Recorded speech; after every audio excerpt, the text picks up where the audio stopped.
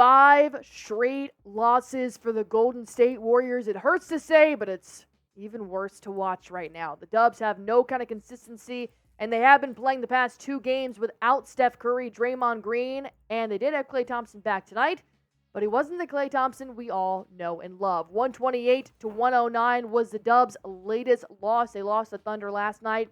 So we're going to do a mailbag version on this video here today because there's a lot of questions the Dubs need to answer, and a lot of fans want to hear it. So starting off strong with Eric M. He said, #Warriors, what do you think of the Draymond suspension? I did make a breaking news video when this came out. The NBA said he's been suspended for 5 games. He didn't play last night versus the Thunder, which was his first game of the 5-game suspension.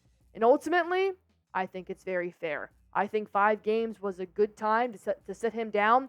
Even Steve Kerr came out yesterday and said that he thinks Draymond took it too far. And I'll tell you what, Draymond's size was very absent tonight. Yeah. You needed to have Draymond against Chet, and Draymond screwed over the Warriors by being suspended for 5 games. Draymond is still the defensive anchor that the Warriors desperately need, and yeah, without his presence, the Warriors couldn't do anything against this Thunder team. They got whatever they wanted. Chet Holmgren was awesome there in the paint as well. A lot of points in the paint for the Thunder, who also were able to shoot from the perimeter. Without Draymond, Draymond's stuff may not show up on the stat sheet, but he's still extremely valuable to this team. He is the glue that holds it together, especially on the defensive end. So yeah, it's definitely a big loss. As far as the suspension goes, I believe it was a fair suspension.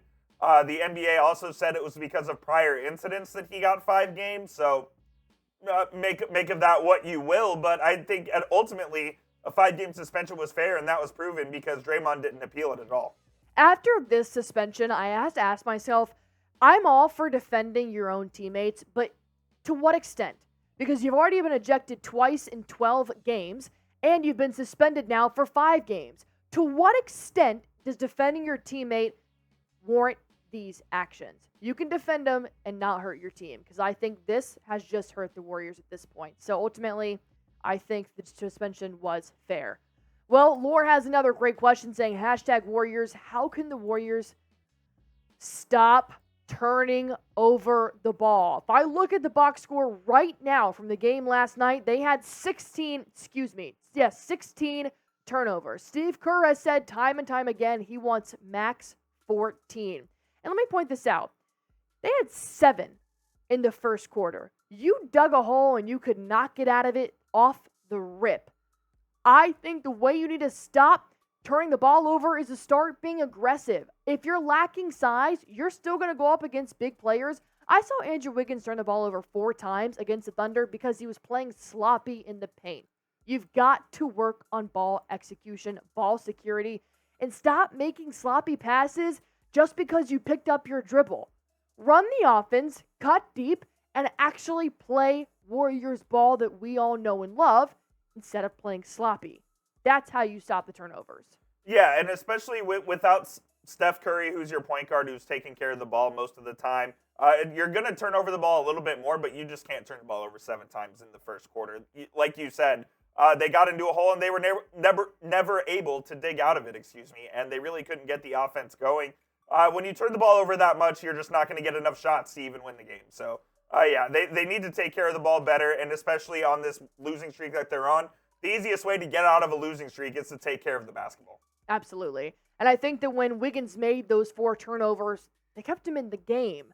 So that led me to my next question of who needs more minutes on the Golden State Warriors? When Wiggins has 4 turnovers, who do you want to see come in and say, look, I'm going to clean this up. I'm fresh legs. I want to play because I'm here to win.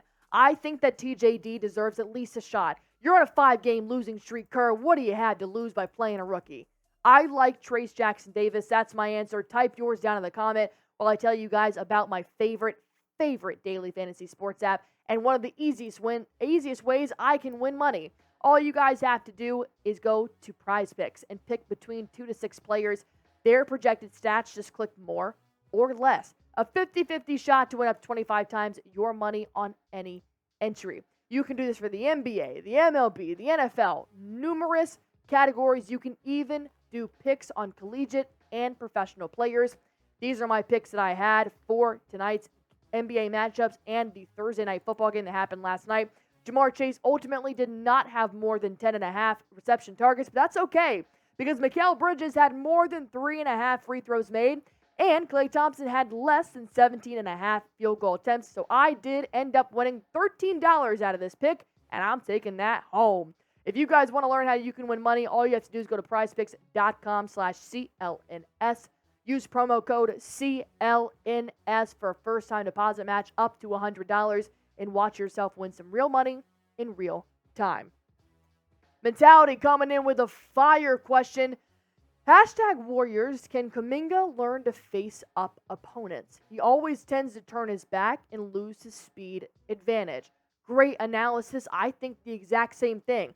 I think I actually saw a little bit more of his 360 layups coming this game in the paint, in last night's game in the paint versus the Thunder, but it's not enough. I will admit, though, Jonathan Kuminga was the leading scorer tonight with 21 points, and ultimately, he only had one three-point shot made. So I do think this does speak to how he's learning to face up on opponents, and ultimately, he was going up against Chet Holmgren, so that is a big height difference, but I do think Kuminga has a lot of room to grow.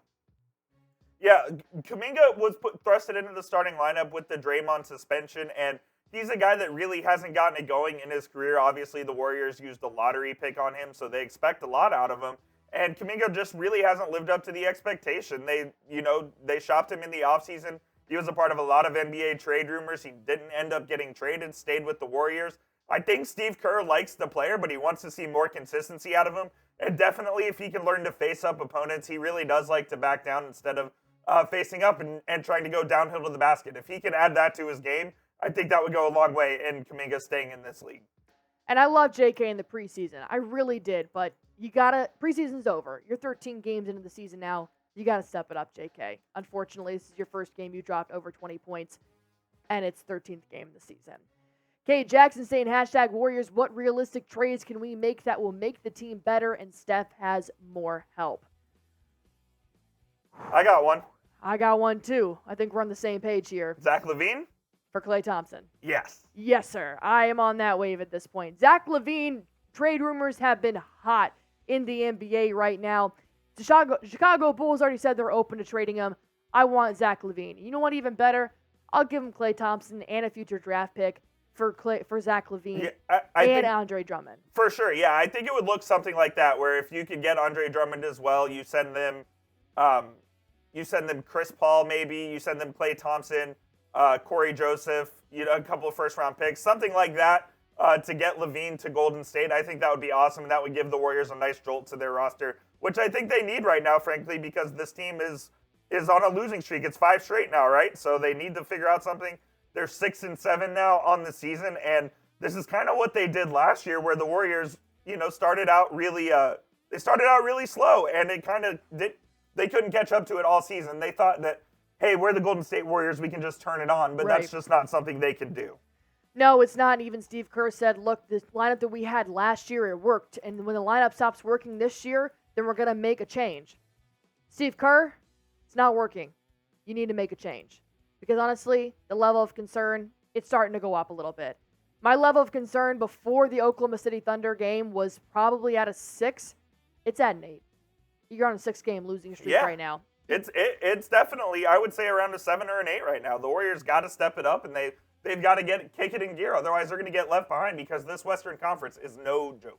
Ooh, they're not messing around. But I want to hear from you guys. Scale it 1 to 10. Drop it down in the comments. Your level of concern for the Dubs right now, sitting at under 500 on the season.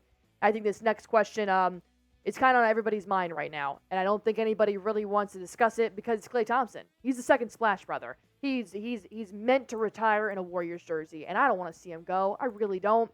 But I think we're now getting to the question of, is Klay Thompson washed up? Yeah, it's definitely it's something that you have to consider, and that's something that the Golden State front office will have to consider when they're looking to extend Klay Thompson's contract.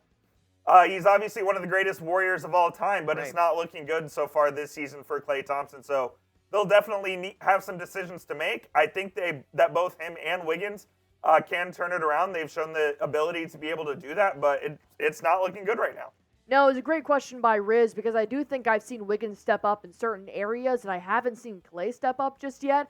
And call it a slump, call it what you want, but Klay Thompson said after the Cavaliers lost, hey, look, first 10 games, it wasn't myself. Next 10 games, I'm going to be back and better. Klay, I haven't seen that yet. Klay against the Thunder had 5 points. He went 1 for 10 from the field goal line and 1 for 6 from the three-point line. This was your opportunity to step up, and you didn't. And you have to ask the question, is it time to take Klay Thompson out of the starting lineup at least? Well, those were great questions, and there's a lot more to answer, but ultimately I need you guys to go ahead and subscribe to this channel because any questions you're going to have about the Dubs, we are going to go on ahead and answer them. So this is why you subscribe to Warriors Today for everything you need to know about the Warriors.